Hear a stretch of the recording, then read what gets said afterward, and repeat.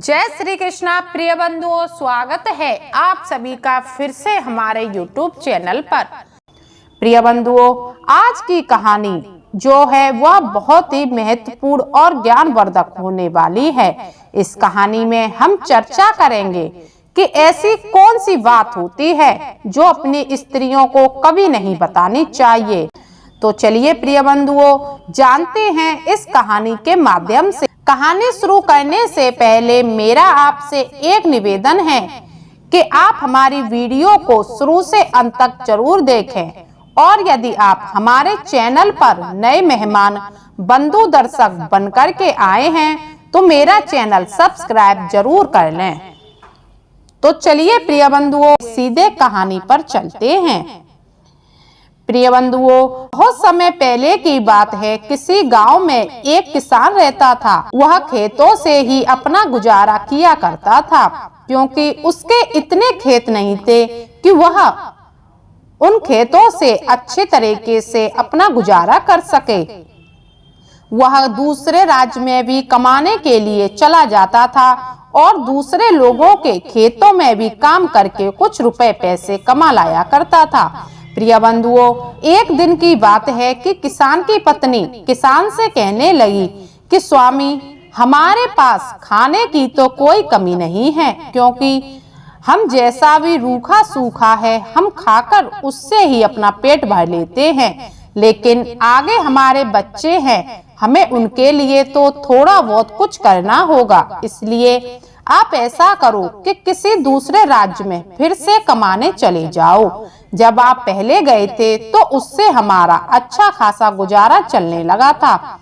अब तो बहुत दिन हो चुके हैं और अब आप फिर से किसी राज्य में कमा कर ले आइए, इससे हमारा गुजारा फिर से अच्छा चलने लगेगा। प्रिय बंधुओं, अपनी पत्नी की बात सुनकर वह किसान बाहर जाने के लिए राजी हो जाता है और वह कहता है कि ठीक है, मैं सुबह ही जल्दी निकल जाऊंगा। अगला दिन होता है और वह किसान दूसरे राज्य में जाने के लिए तैयार हो जाता है। चलते चलते वह एक जंगल में पहुंच जाता है।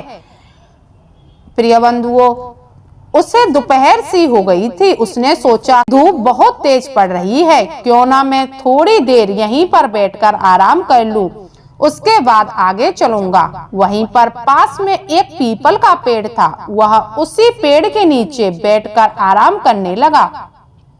इतने में वह क्या देखता है कि एक सांप उस पीपल के पेड़ पर चढ़ रहा है। उस पीपल के पेड़ पर एक घोंसला था और वह सांप उसी घोंसले की तरफ बढ़ रहा था।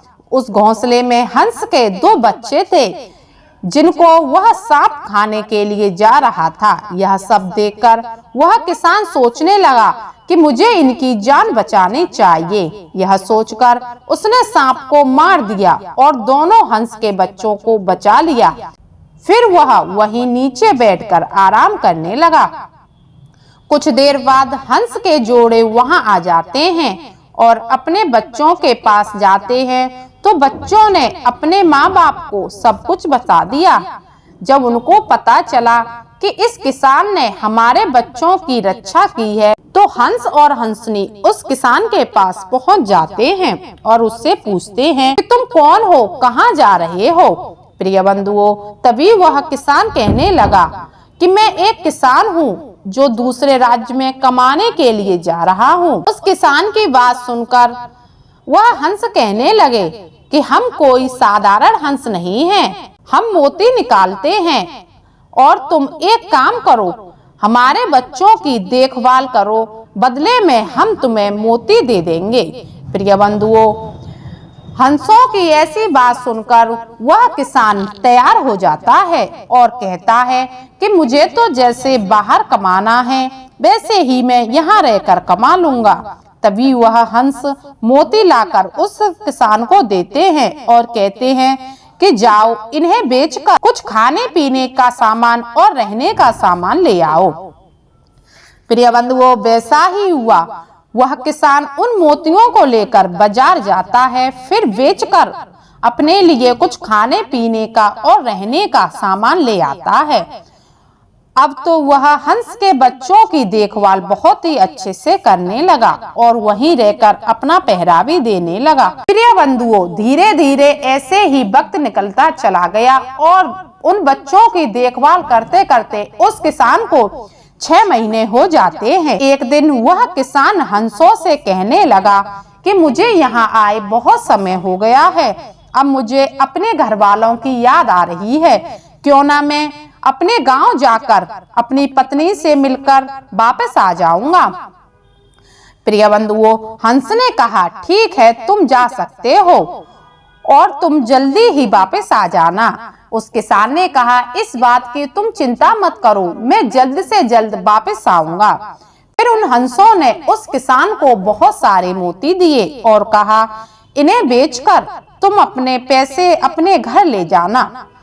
वह किसान मोती लेकर अपने गांव चला गया और मोती सब बेचकर वह किसान घर पहुंचता है और अपनी पत्नी को रुपए देता है, तो पत्नी कहती है कि आपने इतने कम समय में इतने सारे पैसे कैसे इकट्ठे किए।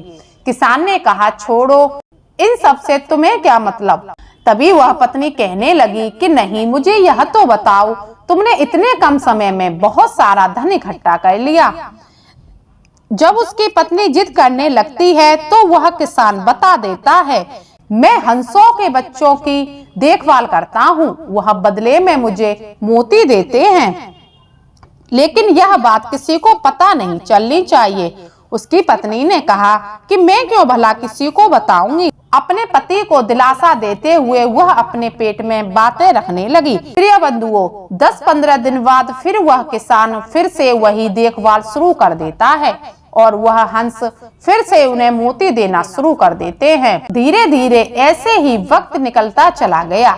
उसे फिर से अपने घर की याद आई तो वह कहने लगा कि अब मैं फिर से अपने घर पर अपनी पत्नी से मिलने जा रहा हूँ। हंस फिर से तैयार हो जाते हैं और उस किसान को बहुत सारे मोती देते हैं। प्रिय बंधुओं, वह किसान पहले की तरह ही बाजार में उन मोतियों को बेचकर रुपए लेकर घर जाता है, अपनी पत्नी को रुपए देता है। अब तो उसकी पत्नी बहुत ही खुश रहने लगी। धीरे धीरे उन लोगों ने अपना मकान भी बनाना शुरू कर दिया। इधर जिस राज्य में वह किसान रहता था, वहाँ का राजा बहुत ही बीमार पड़ जाता है। उसके इलाज के लिए बहुत से हकीम आए, फिर भी उसकी सेहत सही होने का नाम ही नहीं ले रही थी। इधर प्रिय बंधुओं, एक दिन उस राजा का इलाज करने एक और हकीम आता है। उसने उस राजा को बताया कि आपकी सेहत सिर्फ हंस के बच्चे को खाकर सही हो सकती है। अगर आपको कहीं हंस का बच्चा मिल जाए तो आप ठीक हो जाएंगे। प्रिय बंधुओं, हकीम की बात सुनकर राजा ने अपने पूरे राज्य में ऐलान करवा दिया कि जो भी हंस का बच्चा लाएगा उसे बहुत सारा इनाम दिया जाएगा। लेकिन हंस का बच्चा लाना कोई मामूली बात नहीं थी, यह बात पूरे राज्य में फैली हुई थी। प्रिय बंधुओं, इधर जब यह बात किसान को पता लगी तो उसने अपनी पत्नी को समझा दिया था कि तुम किसी के सामने यह बात मत कह देना। लेकिन जब वह बाजार से कुछ सामान लेने गई तो वहाँ पर औरतें बातें कर रही थीं कि जो भी हंस का बच्चा लाएगा उसे राजा बहुत सारा इनाम देंगे। लेकिन हंस का बच्चा लाना इतना आसान थोड़ी ना है। प्रिय बंधुओं, तभी वह किसान की पत्नी बिना सोचे समझे बोल पड़ी कि मेरे पति के लिए कोई बड़ी बात नहीं है, वह तो खुद हंस के बच्चों का पहरा देते हैं। यह बात सुनकर वह स्त्रियां चौंक जाती हैं और कहती हैं कि तुम यह क्या कह रही हो। वह कहती है, मैं सच कह रही हूँ। अब तो यह बात धीरे धीरे राजा तक पहुँच जाती है। इधर राजा ने जब किसान को बुलाया तो किसान समझ गया कि मेरी स्त्री ने यह बात पूरे राज्य में फैला दी है और अपनी स्त्री को डांट लगाते हुए बोला कि मैंने तुझसे मना किया था कि यह बात किसी को बताना नहीं, फिर भी तुझसे हमारी हंसी खुशी देखी नहीं गई। फिर वह किसान राजा के दरबार में पहुंच जाता है। तभी राजा उससे कहता है कि मुझे हंस का बच्चा लाकर दो। राजा की बातें सुनकर किसान मना कर देता है। फिर राजा ने कहा, अगर हंस का बच्चा नहीं लाओगे तो मैं तुम्हें और तुम्हारी पत्नी दोनों को फांसी दे दूंगा। उसके बाद तुम्हारे बच्चों का क्या होगा तुम यह खुद सोच सकते हो। तो वह किसान अपनी पत्नी की मूर्खता से फंस गया और वह मजबूरी में आकर अंत में हाँ कह देता है, क्योंकि अब तो उसकी भी जान जा रही थी और उसकी पत्नी की भी। इधर हंस के जोड़े को सारी बात पता चल गई थी। हंस के बच्चे लाने के लिए वह जंगल की तरफ चल देता है। जब वह किसान चलते चलते हंस के घोंसले के करीब पहुंचा, तो हंस ने अपने बच्चों से कहा, वह देखो किसान आ रहा है। प्रिय बंधुओं, तभी वह हंस के बच्चे कहने लगे, मुझे मालूम है वह क्यों आ रहा है। तभी हंसनी बोली, वह तुम दोनों में से किसी एक को लेने आ रहा है। क्या तुम में से कोई उसके साथ जाएगा? लेकिन जो भी जाएगा वह वापस नहीं आएगा, क्योंकि राजा उसको खा जाएगा।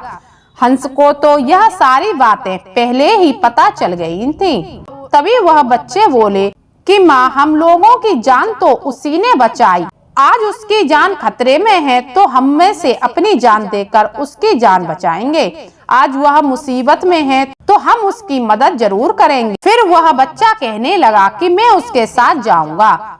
कुछ ही देर में वह किसान हंस के करीब पहुंच जाता है। हंस ने पूछा, क्या हुआ, क्यों आए हो? यह सुनकर वह किसान कहने लगा, मैं आपका एक बच्चा लेने आया हूँ। अगर आप चाहें तो एक बच्चा दे दीजिए, वरना राजा मुझे और मेरी पत्नी दोनों को सूली पर चढ़ा देगा। प्रिय बंधुओं, यह सब सुनकर हंस ने कहा, मुझे तो यह सब पहले ही पता चल गया था। ठीक है, तुम एक मेरा बच्चा ले जाओ। फिर जो बच्चा जाने के लिए तैयार हुआ था, उसको हंस ने किसान को दे दिया। अब प्रिय बंधुओं, उस हंस का बच्चा उस किसान ने जाकर राजा को दे दिया। फिर बदले में राजा ने बहुत सारा इनाम उस किसान को देना चाहा, लेकिन वह किसान इनाम लेने से मना कर देता है और रोते हुए कहने लगा कि नहीं महाराज, यह सब मैंने इनाम के लिए नहीं किया, ये सब तो मैंने अपने बच्चों को बचाने के लिए किया। अगर आप सिर्फ मुझे फांसी देने की बात करते तो मैं यह हंस का बच्चा आपको कभी लाकर नहीं देता, लेकिन मैंने अपने छोटे छोटे बच्चों की खातिर यह हंस का बच्चा आपको लाकर दिया है। प्रिय बंधुओं, इतना कहकर वह किसान वहां से चला जाता है और अपने घर पर दुखी होकर रोने लगता है। फिर वह किसान उन हंसों के पास वापस नहीं जाता, क्योंकि वह सोच रहा था कि मैं उनको क्या मुंह दिखाऊंगा। यह सोचकर वह वापस नहीं जाता है और सोचता है कि मैंने कितनी बड़ी गलती की थी कि यह बात अपने पत्नी को बताई। मुझे नहीं पता था कि मेरी पत्नी इतनी बड़ी मूर्ख है। यह सब सोचकर वह दुखी होता रहता है। इतने में उस किसान की पत्नी अपने पति के पास आती है और कहती है कि स्वामी, जो हुआ उसे भूल जाओ। यह सब सुनकर वह किसान एक साथ खड़ा हो जाता है और अपनी पत्नी को डांटते हुए बोला, तुम्हें अंदाजा भी है कि तुमने आज किया क्या है?